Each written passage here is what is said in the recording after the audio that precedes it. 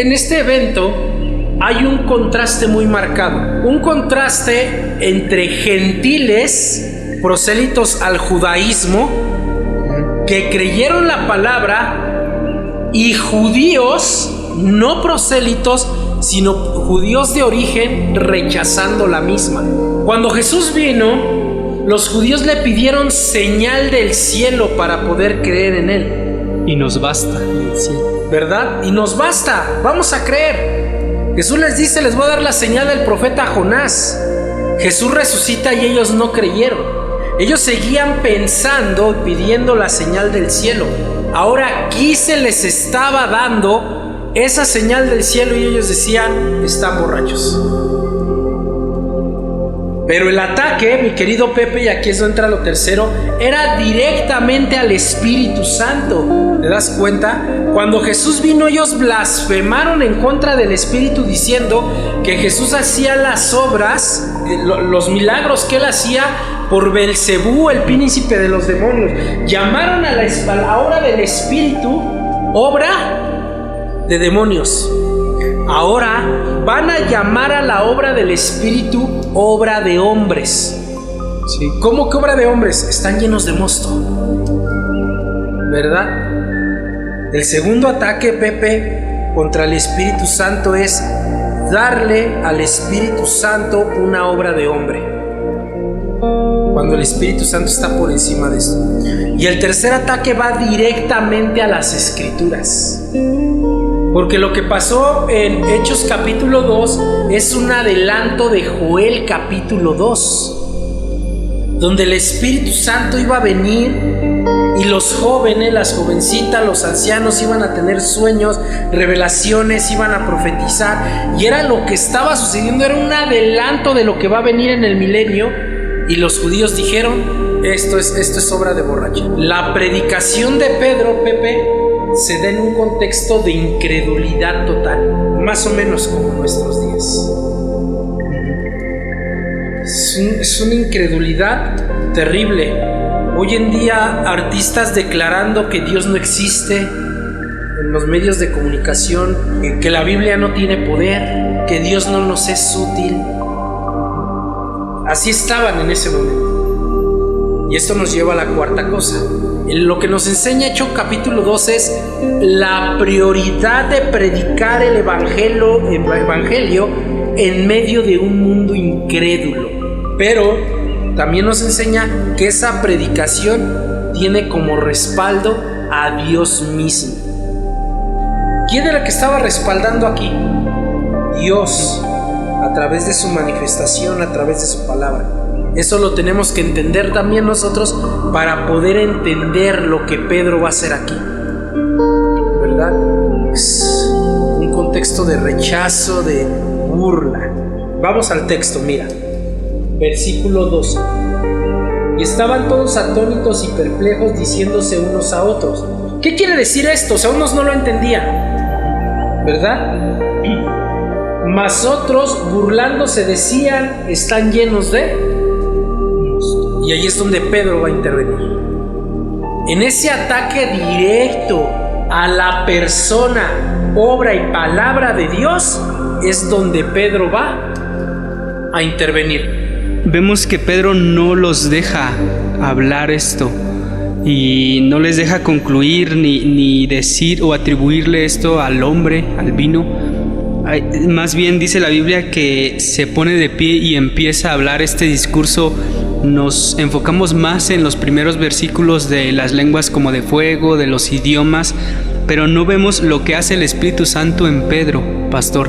Y la Biblia dice que Pedro se puso en pie y alzó la voz y les habló diciendo. Pedro cita diferentes profecías, llega hasta David, pero ¿cómo debemos de entender este discurso, pastor?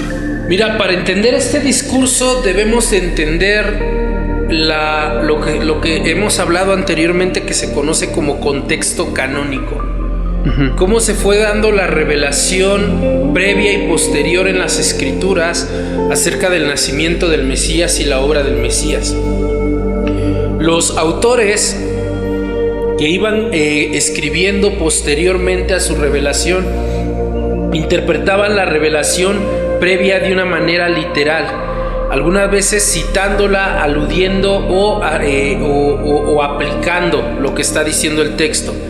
Lo que va a hacer Pedro es recorrer todas las sagradas escrituras y llevarlos hasta ese momento en el que estaban, como una evidencia de que Jesús es Dios, no solamente por lo que dicen las profecías, sino porque Jesús cumple las profecías y Jesús cumple los requisitos para las profecías.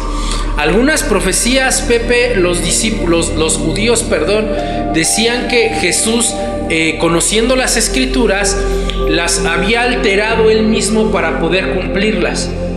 Pero hay profecías, Pepe, que Jesús cumple sin que él pudiera ajustarla. Por ejemplo, las profecías de antes de su nacimiento, las profecías de su propia concepción, las profecías del momento de su nacimiento, que iban a venir reyes a adorarlo y todo el asunto. Era imposible que Jesús las planeara. Entonces Pedro va a demostrar eso. También Pedro va a mostrar un contraste, Pepe,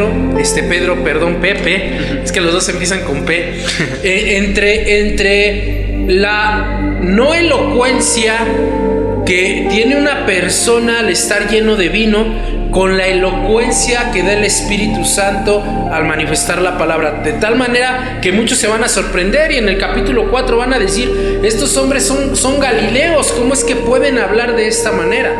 No, era sorprendente la elocuencia con la que hablaban estos hombres. Miren lo que dice el texto. Entonces Pedro, poniéndose en pie con los 11, alzó la voz y les habló diciendo. Esto de alzó la voz lo hizo con autoridad. O sea, es como un grito, pero de, atiéndanme, estén atentos.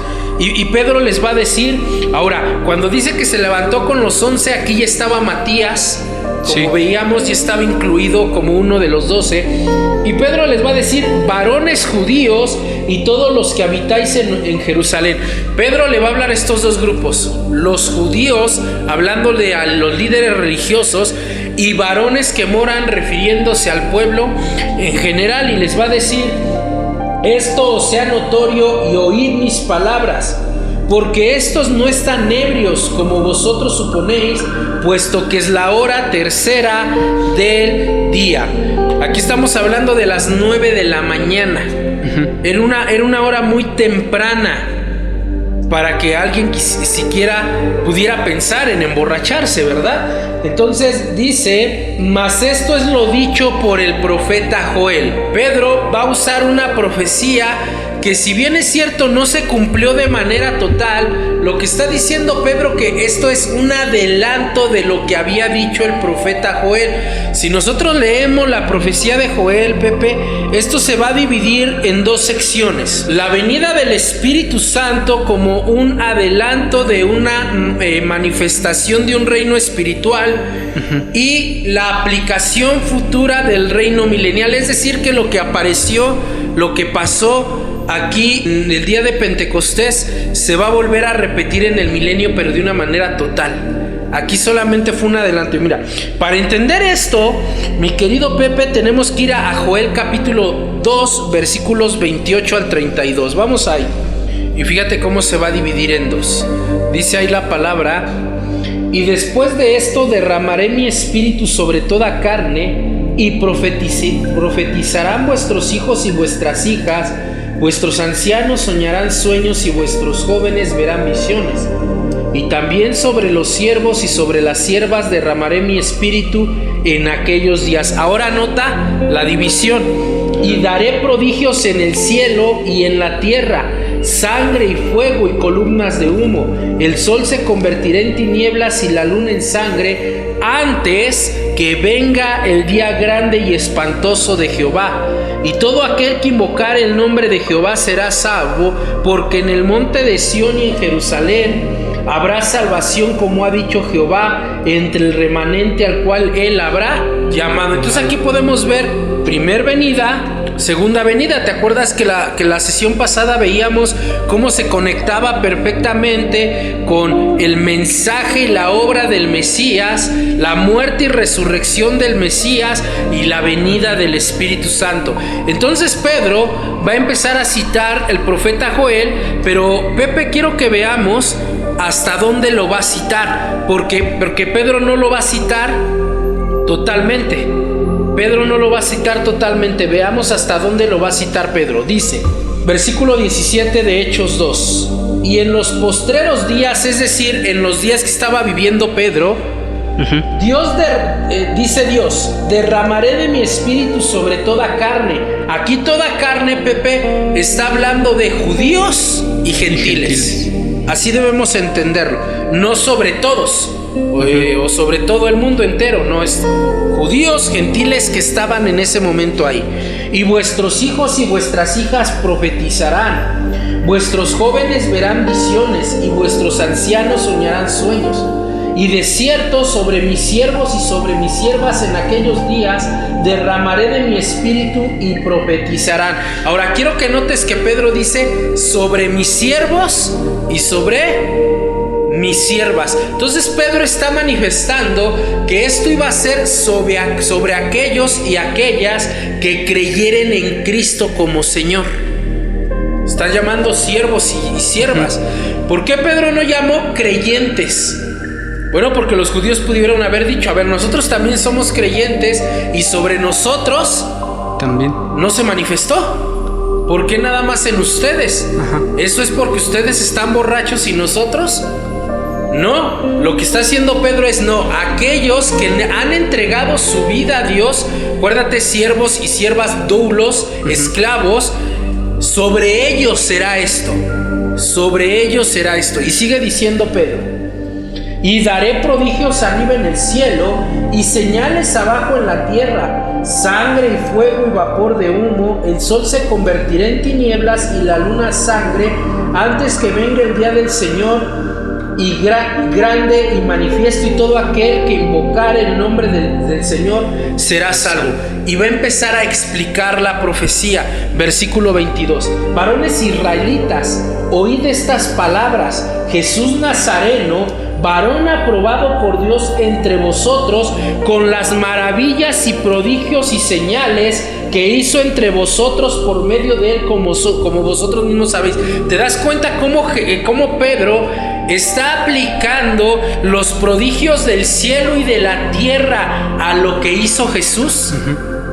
Pero no ha habido una conversión de la luna en sangre, no ha habido oscuridad en la tierra. ¿Qué está haciendo Pedro? Pedro está haciendo entender a los varones de Israel, a los judíos, que esta profecía apuntaba primeramente a un ministerio terrenal de Jesús como adelanto del reino de los cielos, y en el milenio, antes de que venga el día grande del Señor, va a ser cumplido de manera total. Aquí los judíos pudieron haber dicho, a ver, espérate, no, aquí está hablando de ese tiempo final del mundo, cuando Dios va a poner el reino. Pero si te das cuenta, ningún judío le responde, porque Pedro está citando correctamente. Joel estaba dando a entender que Jesús iba a ser ese adelanto del reino de manera espiritual, y en el milenio se iba a establecer.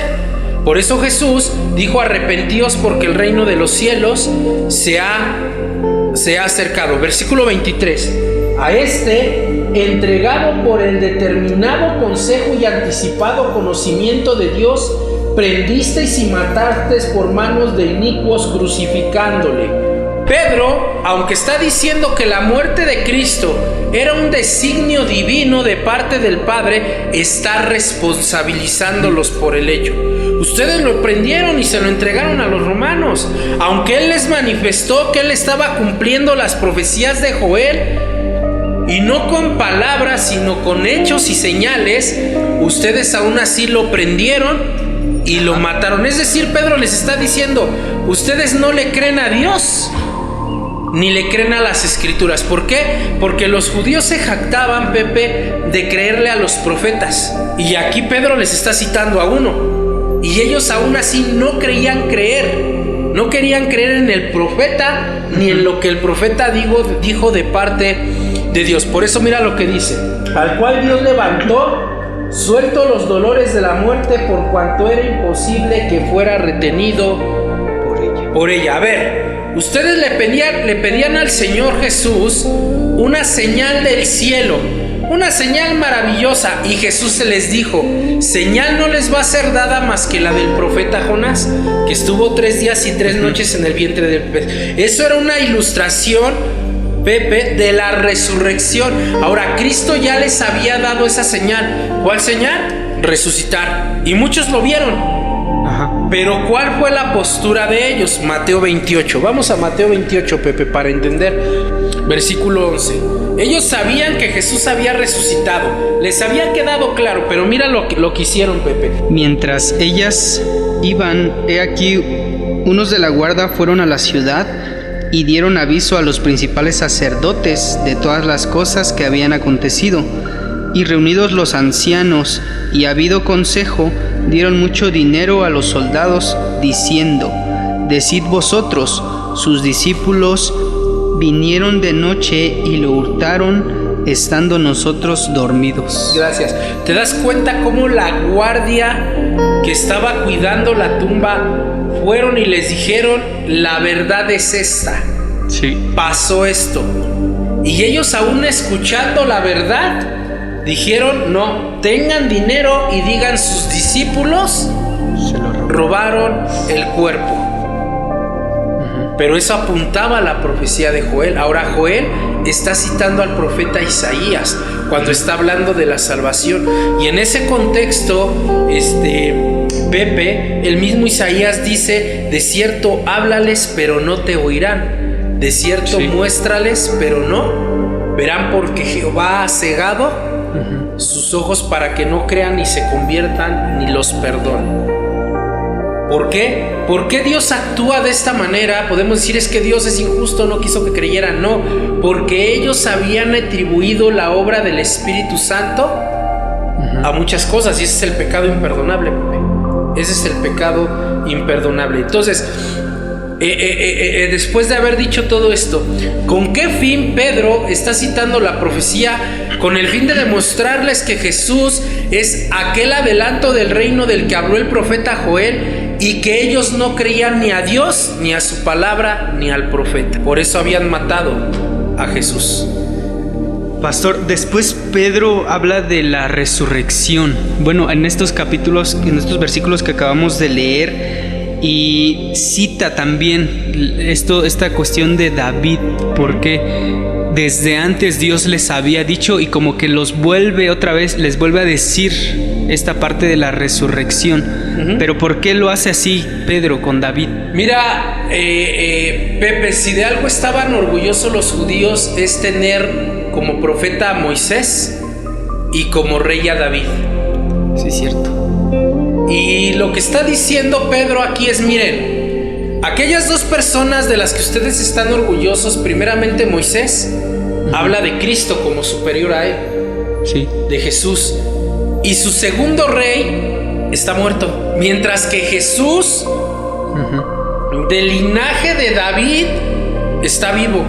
Y el mismo rey del que ustedes están orgullosos y del que ustedes esperan, porque los judíos esperan que David regrese literalmente por unas profecías que hay en el Antiguo Testamento que dicen que David morará en medio de su pueblo, refiriéndose a Jesús.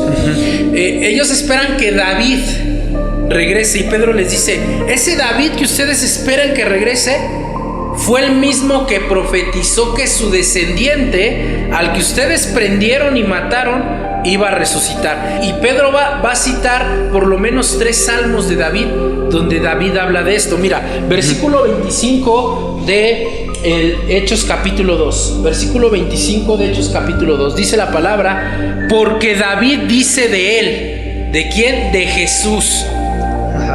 Veía al Señor siempre delante de mí, porque está a mi diestra, no seré conmovido. Esto es impresionante, querido Pepe, porque aquí sigue diciendo: por lo cual mi corazón se alegró y se gozó mi lengua, y aún mi carne descansará en esperanza. Esto es interesante. Aún mi carne descansará, aún muerto estaré tranquilo en esperanza. ¿Por qué? Sigue diciendo: porque no dejarás mi alma en el Hades, ni permitirás que tu santo vea corrupción. Me hiciste conocer los caminos de la vida, me llenarás de gozo con tu presencia. Aquí Pedro está citando el Salmo 16 del versículo 8 al 11. Hay algo interesantísimo ahí. Vamos allá, Pepe. Vamos a comparar. Mira el versículo 8. A Jehová he puesto siempre delante de mí, porque está a mi diestra, no seré conmovido. Pero quiero que notes en el versículo de Hechos que Pedro no dice a Jehová. Mira quién dice Pedro: veía al Señor. ¿De quién estaba hablando David? Del Mesías, pero como Jehová, como Dios mismo. Sigue diciendo ahí la escritura: se alegró por tanto mi corazón y se gozó mi alma. Mi carne también reposará confiadamente, porque no dejarás mi alma en el Seol, ni permitirás que tu santo vea corrupción. Me mostrarás. Quiero que veas que dice: me mostrarás a futuro. Quiero que veas cómo lo cita Pedro. Versículo 28. Me hiciste conocer. O sea, mientras que David lo está diciendo a futuro, Pedro lo está citando en pasado. Pero está hablando del Mesías. O sea, aquí David está anunciando que el Mesías iba a vivir como cualquier ser humano. Y Pedro está diciendo: ya vivió, ya lo hizo, ya conoció los caminos de la vida. Y termina diciendo: en tu presencia hay plenitud de gozo, delicias a tu diestra para siempre. Y mira cómo termina Pedro: me hiciste conocer los caminos de la vida, me llenarás de gozo con tu presencia. Si te das cuenta, Pedro ya lo está aplicando. El Mesías ya está con nosotros. Entonces David, aquel gran rey, no era el Señor. Él veía al Señor sentado a la diestra de Dios. ¿Por qué? Porque ese Mesías es Dios, la segunda persona de la Trinidad. Esto es interesante. Cuando habla del Hades, Pepe, el Seol, en el Antiguo Testamento está hablando de la tumba. ¿Qué está diciendo David? Aunque me hiciste conocer el camino de la vida, profetizando del Mesías, y voy a llegar a la muerte, no me vas a dejar ahí. Es más, ni vas a dejar que mi cuerpo se corrompa. A eso se refiere que tu santo no vea corrupción, sino que me vas a levantar de ahí y voy a morar siempre en esa morada humana entre los hombres. ¿Cómo sabemos esto? Ve el versículo 29. Pedro va a explicar: varones hermanos, se os puede decir libremente del patriarca David, que murió y fue sepultado, y su sepulcro está con nosotros hasta el día de hoy. Ustedes saben que David está enterrado y saben dónde está enterrado. Lo pueden verificar. Ahora ve el versículo que sigue. Pero siendo profeta y sabiendo que con juramento Dios le había jurado que de su descendencia, en cuanto a la carne, levantaría el Cristo para que se sentase en su trono, viéndolo antes, habló de la resurrección de Cristo, que su alma no fue dejada en el Hades, ni su carne vio corrupción. A este Jesús resucitó Dios, de lo cual todos nosotros somos testigos. Así que, exaltado por la diestra de Dios y habiendo recibido del Padre la promesa del Espíritu Santo, ha derramado esto que vosotros veis y oís. ¿Ya ves? Vuelve a citar a Joel. Más bien vuelve a aludir a Joel.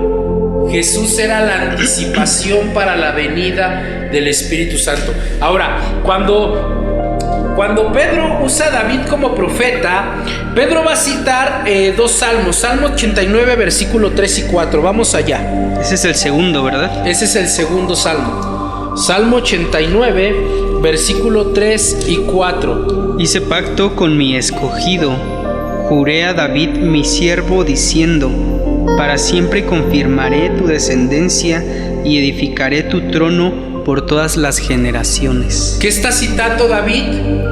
Segundo libro de Samuel, capítulo 7, versículos 12 al 16. O sea, ya ves cómo todos los autores bíblicos arrastran la previa revelación hasta sus días y la interpretan de manera correcta. Sí.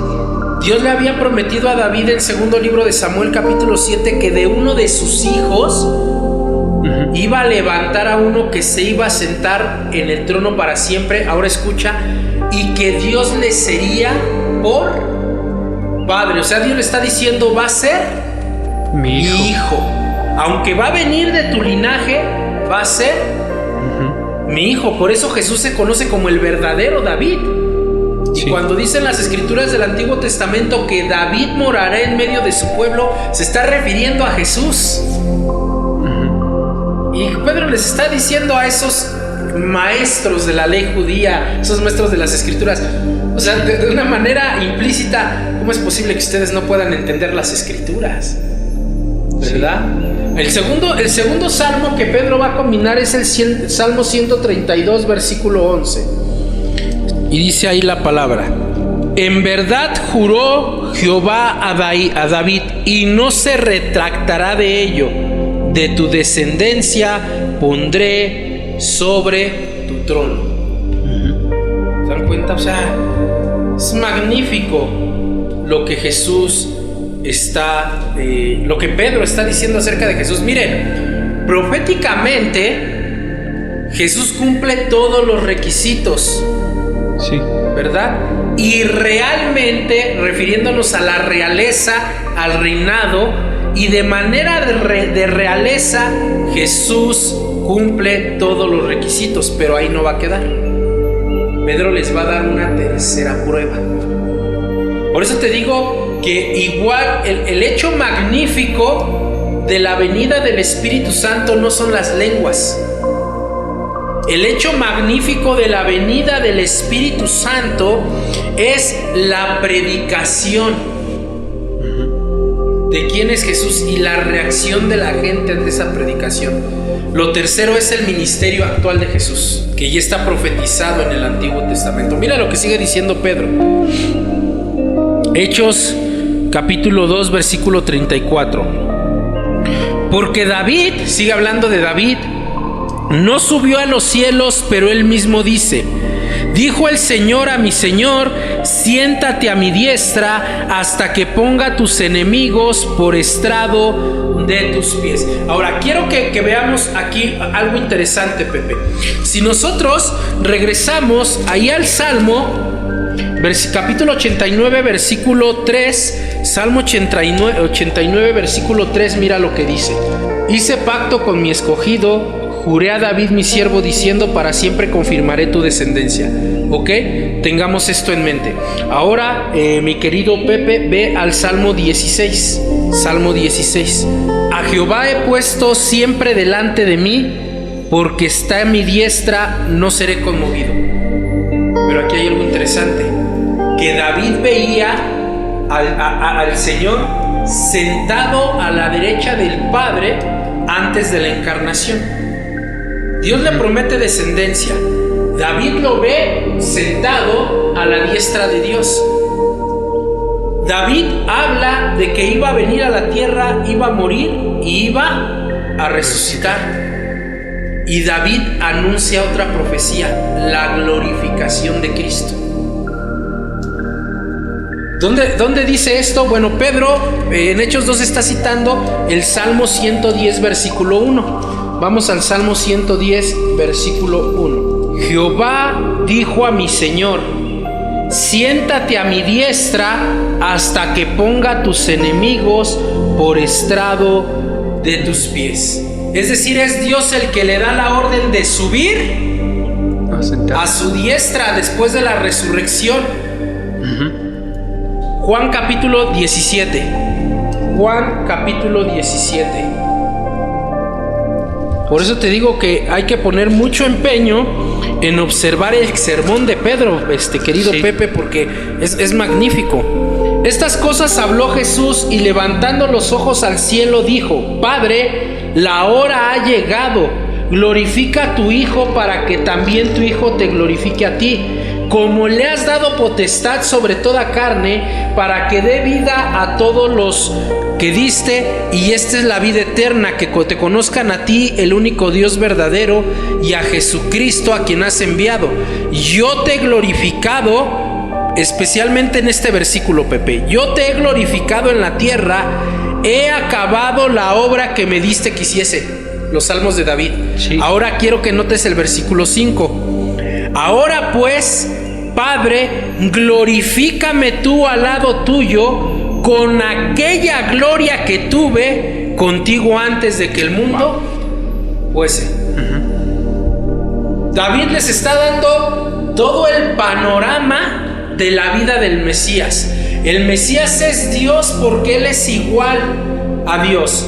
Él es el Dios que se iba a encarnar, iba a venir a la tierra, iba a cumplir la profecía de Joel, iba a morir como David lo dijo, iba a resucitar como David lo dijo. ¿Cómo lo sabía David? Porque David lo vio antes de su encarnación y David también anunció que después de su resurrección iba a ser glorificado, iba a reinar con su Padre, porque Jesús mismo lo dijo. Y los judíos, Pepe, los religiosos de su época, no lo entendieron. Mira cómo termina Hechos capítulo 2.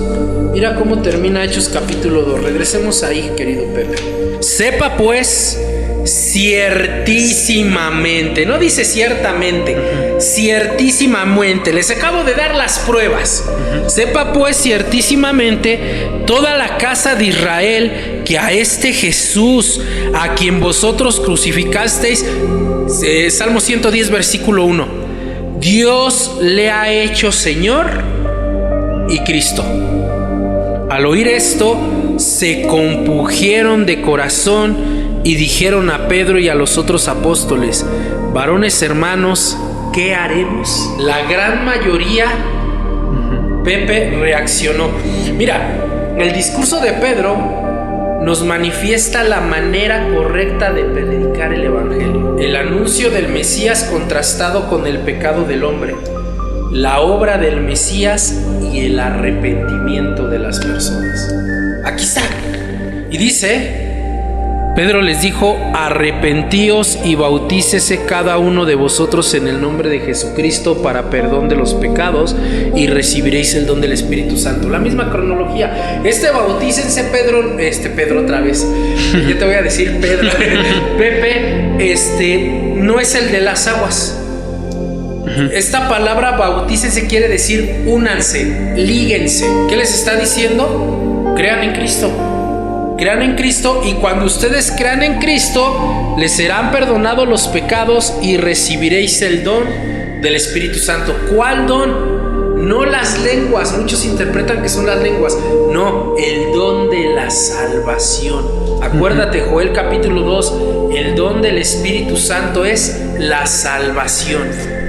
Por eso dice: habrá salvación en la casa de Israel, ¿verdad? Y dice: porque para vosotros es la promesa y para vuestros hijos y para todos los que están lejos, por cuantos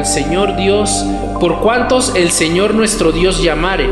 Y con otras muchas palabras testificaba y les exhortaba diciendo: sed salvos de esta perversa generación. Es decir, que Pedro se dedicaba a predicar al evangelio. Las señales, Pepe, eran un respaldo para el evangelio. ¿Por qué en ese momento? Porque Dios estaba fundando su iglesia. Pero lo principal, Pepe, y a lo que el Espíritu Santo está apuntando es a la palabra de Dios. Porque muchos dicen: yo quiero el Espíritu Santo. Somos como el Simón el mago. Sí. Quiero el Espíritu Santo para hacer las señales. No, quiero el Espíritu Santo para predicar la palabra de salvación. Termina diciendo: Así que los que recibieron su palabra fueron bautizados y se añadieron, ahora sí está hablando de un bautismo de agua, y se añadieron aquel día como 3,000 personas y perseveraban ¿en qué? En la doctrina de los apóstoles, en la comunión unos con otros, en el partimiento del pan, es decir, la celebración de la cena, y en las oraciones. Así como había iniciado la iglesia, así continuaba, pero con más ya añadidos. Aquí podemos ver en Hechos capítulo 2, mi querido Pepe, el nacimiento de la iglesia de Cristo. Y fue con la venida del Espíritu Santo y con un sermón basado totalmente en la palabra de Dios. Pastor, yo creo que de las primeras impresiones que tengo al estudiar este primer discurso de Pedro son cómo la Biblia se liga, se une desde antes, desde miles y miles de años hasta la época en la que llegó el Espíritu Santo y Pedro estaba hablando. Cómo desde antes que Jesús viniera, Dios había dicho cómo. Cuando Jesús vino, cuando Jesús estuvo, cuando Jesús murió, resucitó y se fue con el Padre glorificado, pastor. Entonces es maravilloso poder ver cómo la Biblia está hecha por Dios, sí, de esta manera. Sí. Y lo segundo, pastor, es lo que Pedro enseña. Y yo me quedo con este versículo que dice Pedro: sepa pues ciertísimamente toda la casa de Israel que este Jesús a quien vosotros crucificasteis, Dios le ha hecho Señor y Cristo. Entonces no se iba a quedar la obra que ellos hicieron con Cristo de crucificarlo y matarlo, porque Dios tenía otros planes para Jesús, su Hijo. Es correcto. Y fíjate, Pepe, que es interesante porque cuando Pedro les dice: al que ustedes crucificaron, Dios le ha hecho Señor y Cristo, lo que Pedro está diciendo es: ustedes sin saberlo contribuyeron al plan de Dios. Ajá. Porque Dios mismo había establecido que su Mesías tenía que morir, sí, ¿no? Isaías 53, Daniel capítulo 9, el libro de Ezequiel también nos habla de la muerte del Mesías. O sea, ustedes fueron parte de ese plan y aún así no creen, ¿no? ¿Por qué? Porque el Salmo 2 dice que y lo vamos a ver en el capítulo 4, Pepe, que tanto Pilato como Herodes, como los fariseos, como el pueblo en general cumplieron la profecía del Salmo capítulo. Sí. Cuando Caifás profetiza y dice: mejor es que muera un hombre y no que todo el pueblo se pierda, dice el Evangelio de Juan que estaba profetizando, está usando una profecía del Antiguo Testamento. Así que Pedro les está diciendo: miren, ustedes sin saberlo son parte de la profecía y aún así no creen. Y pastor, ahora cobra más sentido para mí este pasaje que Jesús dice que la piedra que desecharon los edificadores ha venido a ser la cabeza del ángulo. Y creemos que en la iglesia Jesús es la cabeza, es el centro, es el fundamento. Y en este sermón de Pedro se ve claramente todo esto, pastor. Entonces, como iglesia necesitamos retomar la obra de Jesús, necesitamos partir desde la obra de Jesús y predicar desde la obra de Jesús, vivir desde la obra de Jesús. Sí, de hecho la predicación del Evangelio, Pepe, es certera cuando es cristotélica, sí, o cristocéntrica, como le quieras llamar, porque el centro es Cristo. Está bien que hablemos de nuestro propio testimonio, pero eso ya lo hacemos como una señal, sí, de respaldo del Evangelio.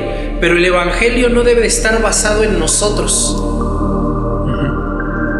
No, el Evangelio no debe estar no debe estar basado en lo que Dios ha hecho en mí, sino en lo que ha hecho por medio de Cristo, porque en ningún otro nombre hay salvación, sí, sino solamente en el de Cristo Jesús. Y yo pudiera decir: no, es que Dios me ha transformado, y está bien, no digo que esté mal, y pudiera hablarle a la gente siempre de mí, pero la gente no va a creer. ¿Por qué? Porque les estoy hablando de mí. El Evangelio va a ser impactante cuando pongamos al personaje central del Evangelio en el centro, sí, y este es Cristo. Romanos capítulo 1 lo empieza de la misma manera. ¿no? Todas las epístolas paulinas tienen el mismo contenido, las epístolas generales tienen el mismo contenido, el libro de Apocalipsis tiene el mismo contenido, el Antiguo Testamento tiene el mismo contenido, la obra y persona de nuestro Señor Jesucristo. Y esto siempre va a provocar en nosotros lo que ellos preguntan, ¿qué haremos entonces? Y Pedro les dice, arrepiéntanse. Sí. Siempre. Y esto es el Evangelio, pastor. Arrepiéntanse y crean en Cristo. Únicamente, no necesitan otra cosa. Arrepiéntanse y crean en Cristo. Quiero terminar diciéndote, Pepe, que la máxima señal que hizo el Espíritu Santo y la máxima señal que sigue haciendo el Espíritu Santo son corazones salvos. Es la salvación. Sí. Ese es el máximo milagro del Espíritu Santo. Romanos capítulo 8 nos dice que el Espíritu Santo nos guía a Cristo. Esa es la máxima obra. Por encima de las lenguas, las resurrecciones y los milagros de cojos, de ciegos que hicieron los discípulos en el libro de Hechos, el máximo milagro de Dios es la salvación. Amén. Así es. Gloria a Dios, pastor. Por último, si pudiera ponerle un título, pastor, al discurso de Pedro, ¿cuál sería? Es difícil, mi querido Pepe, porque ha sido nombrado de muchas maneras, pero hay una en especial que me gusta, que es la exposición del Espíritu Santo de la persona de Cristo. Porque ahí no era Pedro, era el Espíritu Santo controlando a Pedro. Y aunque era la voz de Pedro, era la palabra de Dios, era Dios mismo. Entonces, la exposición del Espíritu Santo sobre Cristo. Y esto puede pasar con cualquiera de los hijos, con cualquiera de los cristianos de la iglesia que creemos y que tenemos al Espíritu Santo. Sin duda, es una promesa de Cristo. No se preocupen de lo que van a hablar, porque el Espíritu Santo les dará lo que deben de hablar, y eso se sigue cumpliendo hasta nuestros días, Pepe. Lo que acabamos de hacer aquí tú y yo no es una exposición del misionero o del pastor Gerardo, no. Es una exposición del Espíritu Santo en su palabra. De cierta manera, el discurso de Pedro se vuelve a repetir cada que nosotros predicamos el Evangelio.